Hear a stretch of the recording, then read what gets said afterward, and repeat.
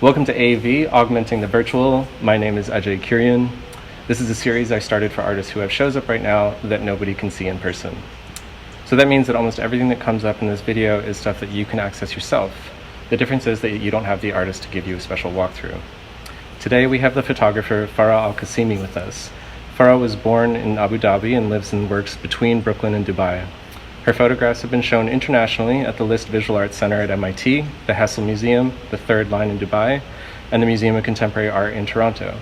Her work has been featured in the New York Times, among many other publications, and she recently finished a commission with the Public Art Fund. I'm really happy to have Farah with us today. Thank you for having me. Absolutely. How are you doing? I'm okay. I am, hanging in. Yeah, hunkering down. Hunkering. Yeah. The word of the year. Yeah. Exactly.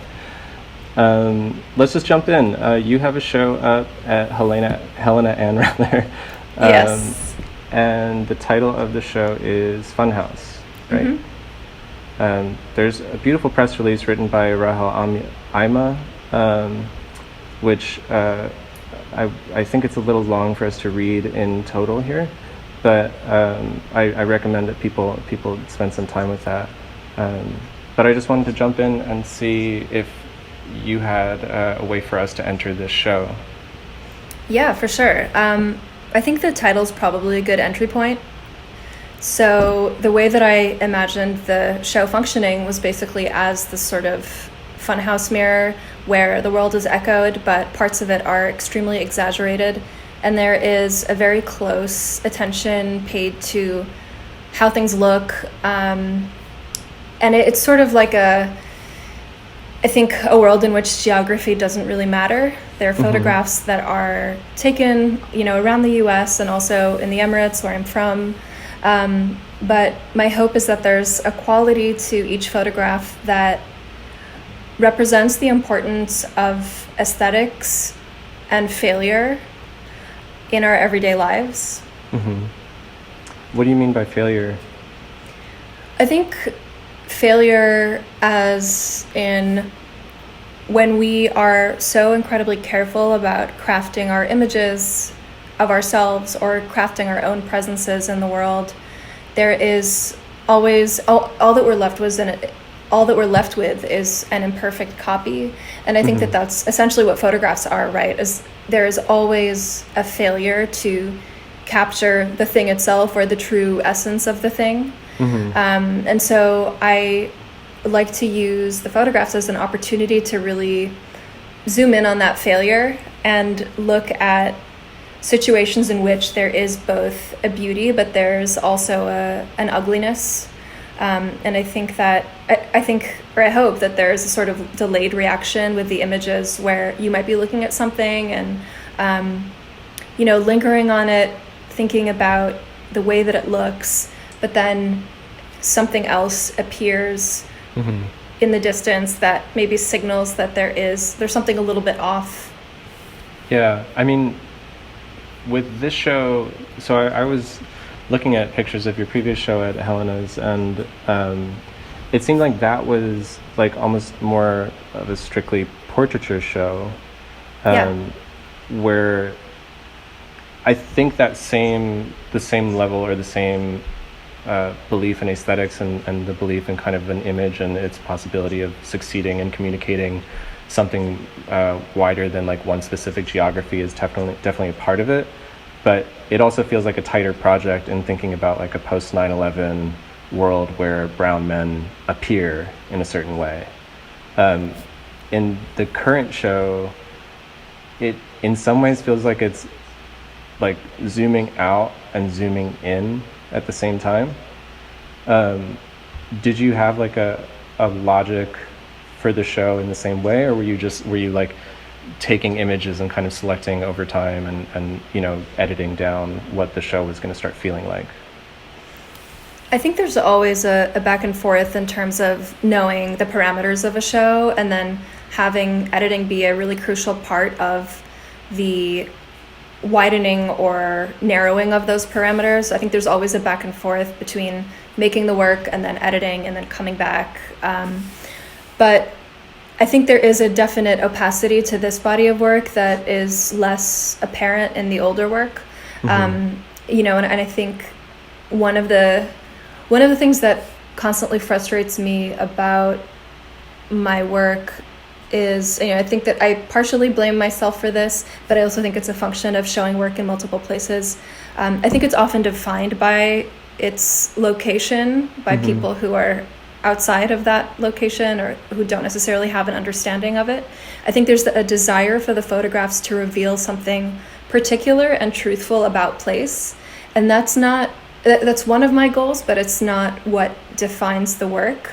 And so I think with these photographs, I was thinking about a lot of different things, but it's even hard to sort of quantify in art speak, which is why I had I asked Rahel to write this really beautiful press release, which I think is equally opaque but also evocative through language.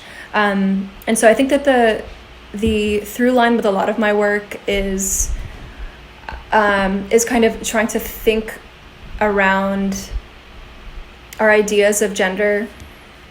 I think there's ways that the work alludes to gender and identity, and the kind of, you know, the different crossroads of, you know, anybody's identity. Existence. Yeah. I have one, like, I was just kind of thinking about that, and kind of how in your last press release there was this one quote that you had that stood out to me. It's, "The photographer and the sitter anticipate you, the viewer, to close the circle of the gaze." It felt really loaded. It feels like kind of an innocent statement on the surface, but it feels a little predatory too. That, like, that anticipation almost feels like a soft trap for the viewer. And I feel like in the last show, it seemed like you weaponized that a little bit in the way that, like, oh, I know how you think about this, and I'm going to use this image to disrupt how you think about this. Yeah, I think that's exactly right. I think that show was different in the sense that what the audience brought to it was equally a part of the work.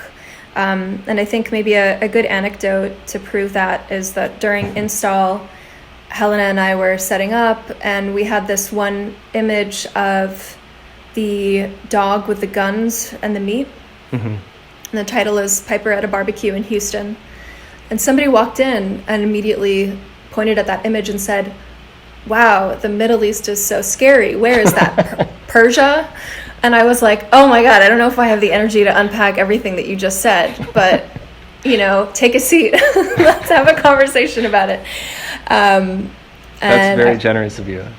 Well, it was like, you know, she was a friend of the gallery, and I think she seemed genuinely curious, if misinformed. And so, in a way, it was like she fell into the trap perfectly, but I think I was also being the exact kind of deceptive that I was intending to be. And I think one of the images of the show, if you scroll all the way up to the top, which is the image we use for the announcement, is a photograph of a shadow of a Sikh priest at a Gurdwara in Kansas.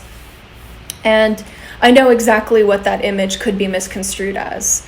And so I think that there is, with that work, there was the very clear intention of playing with the history and symbolism of certain types of portraiture and certain ways of obscuring the figure.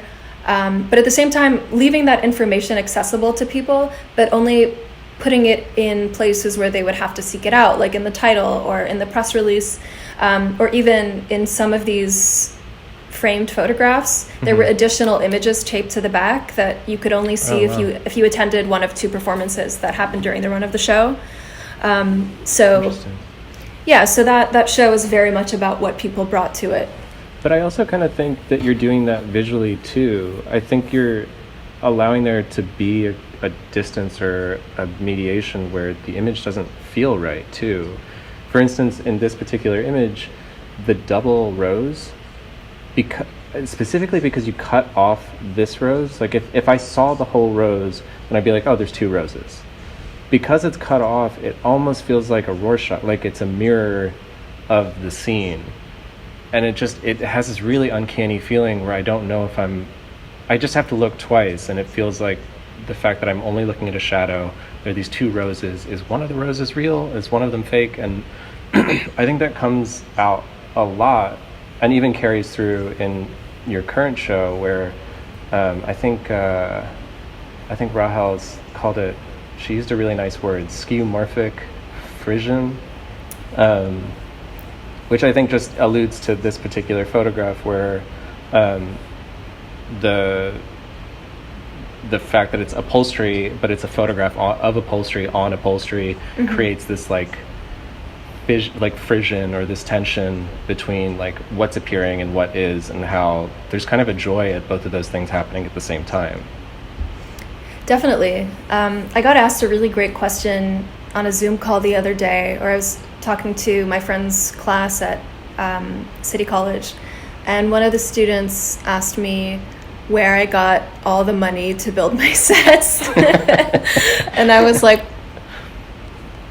I mean, that's kind of a great question, because that to me said something about the work being uncanny, or there being some sort of disbelief, you know, and I think that there's always something in the image, whether it's an image that I've completely fabricated or it's an image that I've come across, like this one. I think that what I look for is something that signals, or maybe evokes, a faltering of belief. I think often it feels like the world is enough, like it you know, you might be, I don't know how to put this, but it feels like fiction is not necessary sometimes, because the way that the world exists is incredible and bizarre enough. And I think that that's kind of what excites me about photography, is that the material that we have with which to build fiction, you know, is incredibly accessible and understandable and legible to everybody, basically. Totally. That's really interesting. It's funny because I feel like if you ask sort of an old head photography person, the question they would have asked is like, how did you capture this? Whereas a younger generation is like, how did you make this? Yeah, and it's funny because capture, you said predatory earlier, and I feel like it is such a predatory word. Like, how'd you trap this moment? And I think that there is a sense, at least with a lot of the photographers that I started looking at, or that I was taught in school, that your job is to be the kind of hunter of images, you know, that like you're out with your dumb photo vest that's got like a lens in here and like a cloth in here, a loop in there, and you're in all of these dangerous places. And I don't know, it just bothers me, because it's like, well, not everybody has the ability to access those, you know, those dangerous planes, or not everybody has equal access to the way that to the world, you know, or to public space. And so I think particularly with this body of work, a lot of it was working within the challenges of staying at home, which it's funny to talk about this now that everybody is experiencing it. Right. But I think like along the lines of kind of exploring some of the invisible boundaries of gender and gender identity when I was growing up, I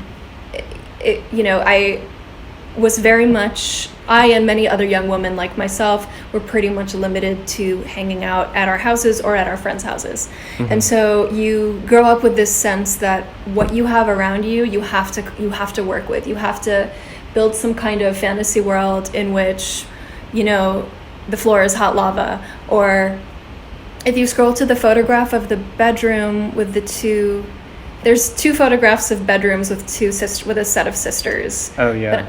But I'm talking about the one with the sort of like, with the dolls and things. Yeah, with the dolls. Yeah. You know, there's really a sense that you kind of have to create these pockets of your own reality that echoes yourself and your values and affirms your selfhood within the larger landscape around you. It's so complicated though, because it's like all these white women in sort of Victorian outfits, and Yeah.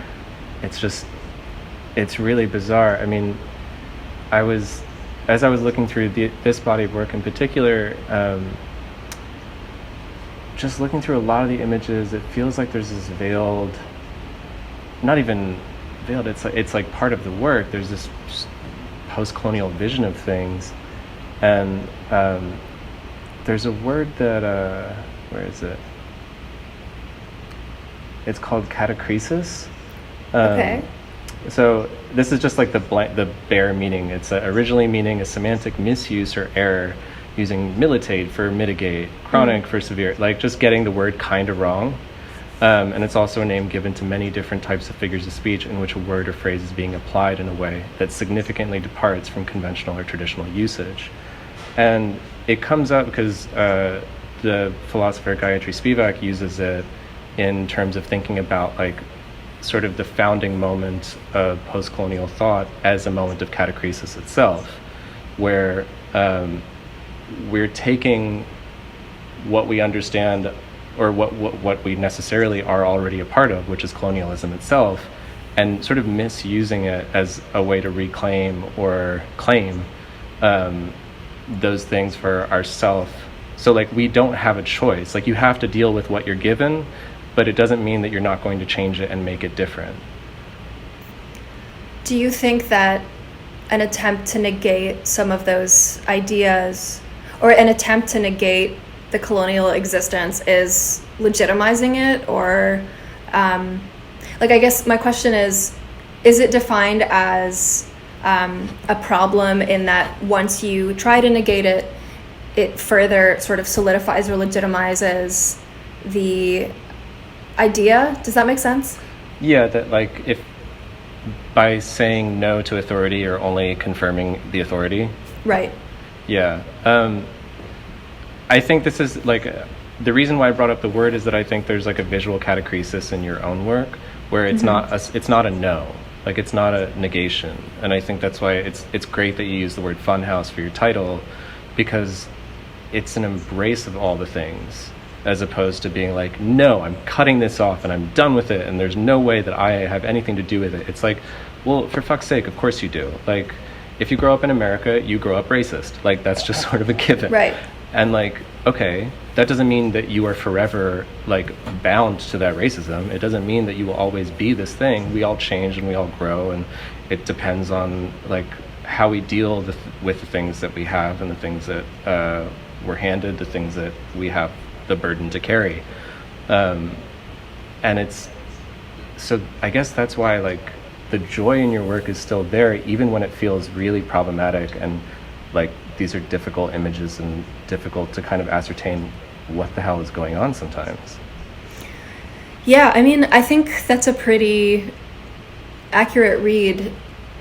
But I will say that earlier on in my work, certainly in grad school, I felt a much stronger impulse to butt up against something and reject something. And I think that part of that was my own response to being racialized for the first time, you know, and moving to the US. And that's not to say that the Middle East doesn't have its own, you know, messed up race hierarchy, but it was a different flavor of it. And it was a lot more systematized and a lot more deeply embedded in the structure of things. So I did start off making work that felt very much like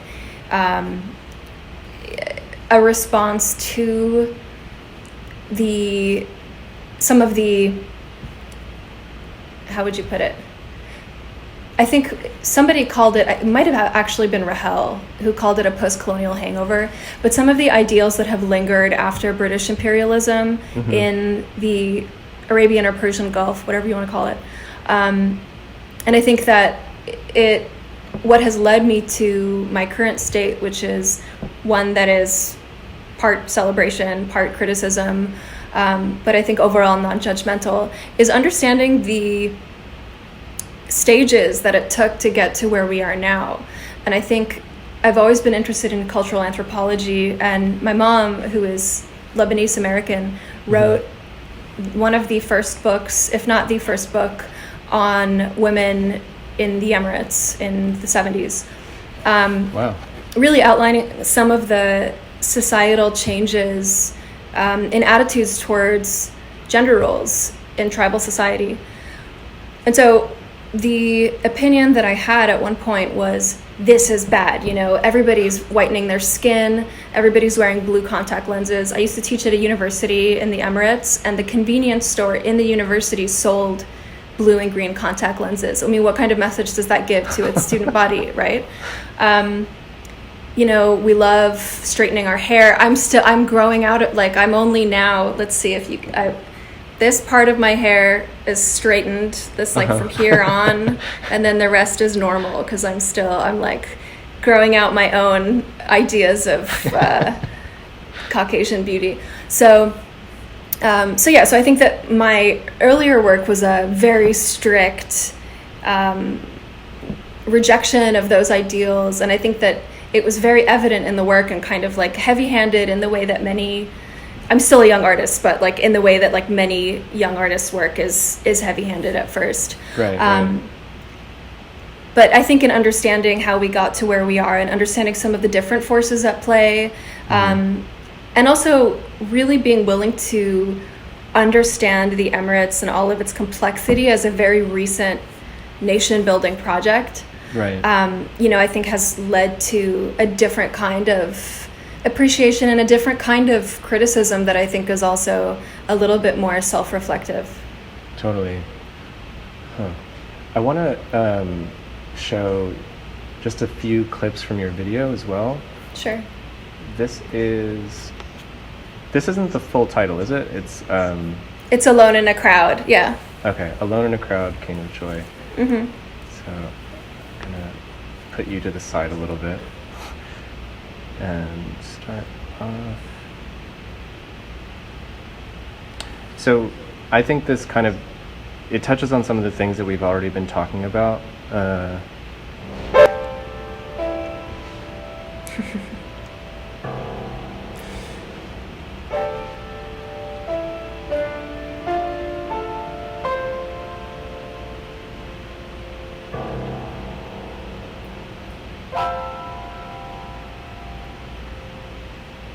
So there's this, it's like the simulation and also the reality of emotion at the same time to me. Yeah. I'm gonna fast forward to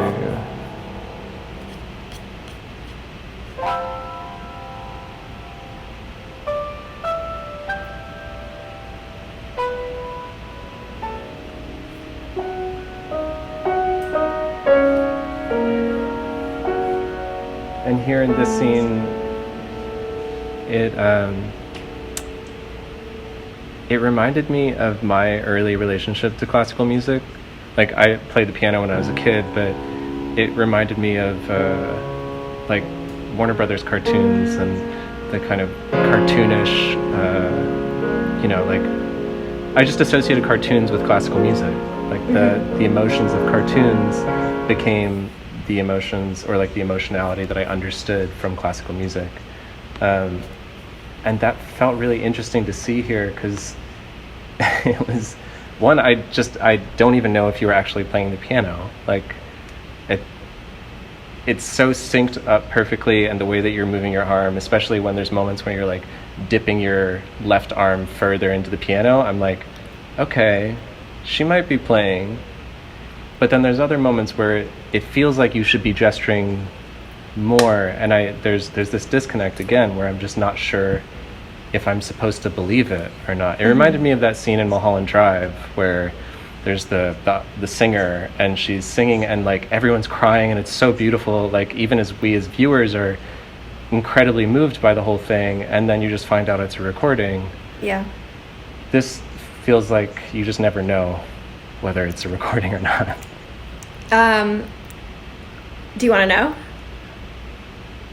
I don't. It's up to you. If you want to leave it in suspension, or if you think that it holds either way. You know, there's a detail that I think is important to know. Okay. So I am playing really, and it's improvised. So that's kind of, but it's designed so that you're not entirely sure. And I think that there are moments where I'm weaving in and out of performing as the clown, right? As the sort of like over the top, kind of shitty mall clown. Right. And then there's parts where I'm myself. And I think that the parts where I'm not performing where I seem like I should are the parts where I'm thinking about the next note to play. And then so for me, the idea is that the performativity, it moves in and out of being muted, and it moves in and out of sort of impulse and then needing to remind myself that this is what I'm doing. That's beautiful. I love that. Thanks. Yeah, it just seems so perfect for the show. I'm glad I know that detail. The other thing maybe worth mentioning is that my clown suit, this is all like in the materials list, but the clown suit is from a very important mall called Dragon Mart that I've spent a lot of time shooting for other projects. That's the largest collection of Chinese goods outside of China, and it's in Dubai. So everything that I'm wearing is bought from Dragon Mart. And it's known for being really good at, it's known for being a place where you go to buy really good copies, right?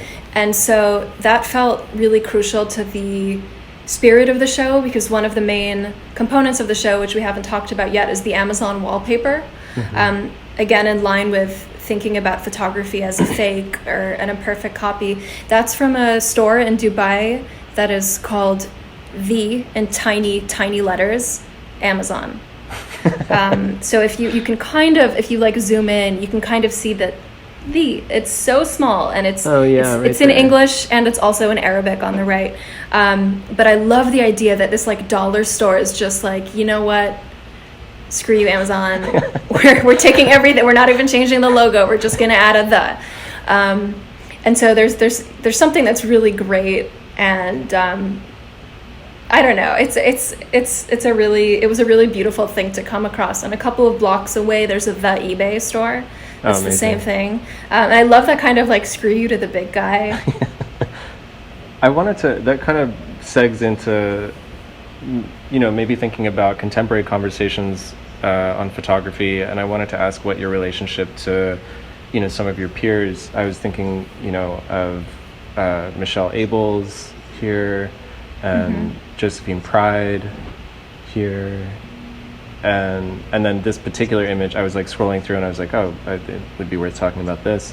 Elad Lasri, with this, falcon image, where you have this beautiful image which feels incredibly different to me. But I'm just curious, like how you think about photography and those other people in the field. Falconry is really having a hot moment right now. Falcons are hot. Yeah, I don't know. I mean, I think I love photography deeply as a medium. But funnily enough, I mean, I have a couple of peers whose work I'm incredibly excited about, and who I think are the people that I talk to when I want to talk about photography. One of them is my very good friend El Perez, who shows with 47. My friend Sarah Swinar, we all went to grad school together. And my friend Matthew Lifeheight.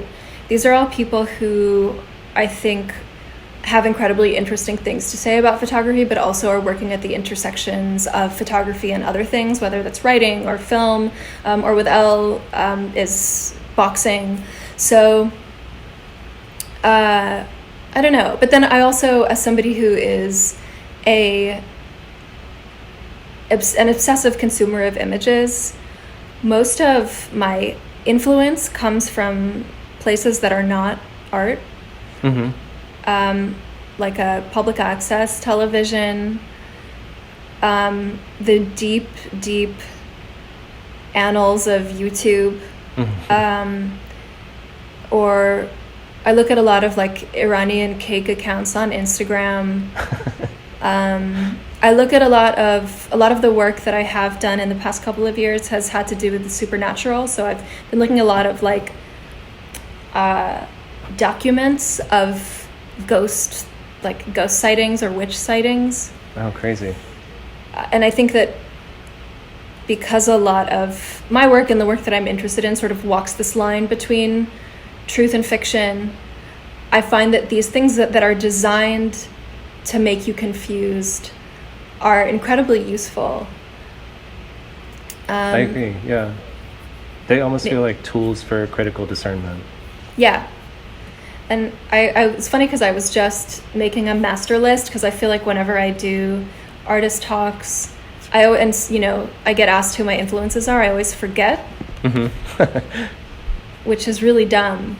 But I think in terms of video work, I've been thinking a lot about Shirley Clark, who has a couple of videos up on the Criterion channel. Oh, cool.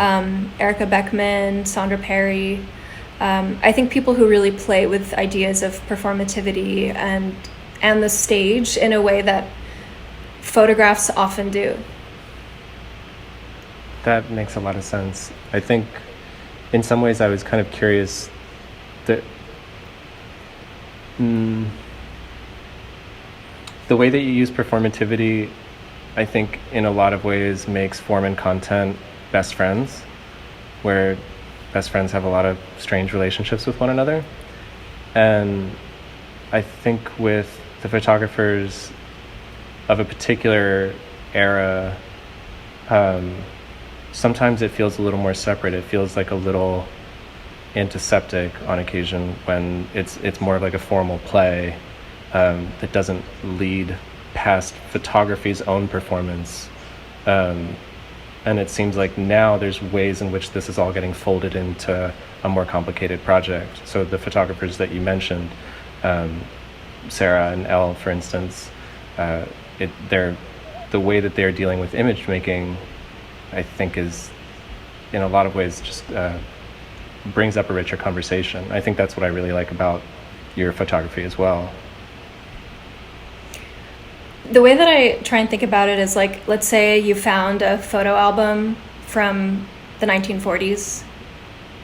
Would you be more interested in it if it were like somebody's fine art photographs from their, darkroom class, or if it was just like regular people hanging out and pictures that they took of their friends, That's an easy call. Yeah, and I think I think that I've said this before, but I feel like the bottom line for me always is how do you transform everything that's immediately around you, and I think that the photographers and the artists that I'm interested in are people who are able to do that. And that's not to say that I don't love, painters who can lock themselves up in a studio and make like a really cool painting for hours. I love painting. I love like I just revealed that I don't like painting, but that's not true. Yeah, I mean, I respect that, but I think at the end of the day, what I'm excited by are when people go out into the world and have an experience and make something. Absolutely. I think in this series of interviews that I'm doing, there's two questions that I want to ask everybody. So the first one is, have you ever had a transcendent experience with an artwork?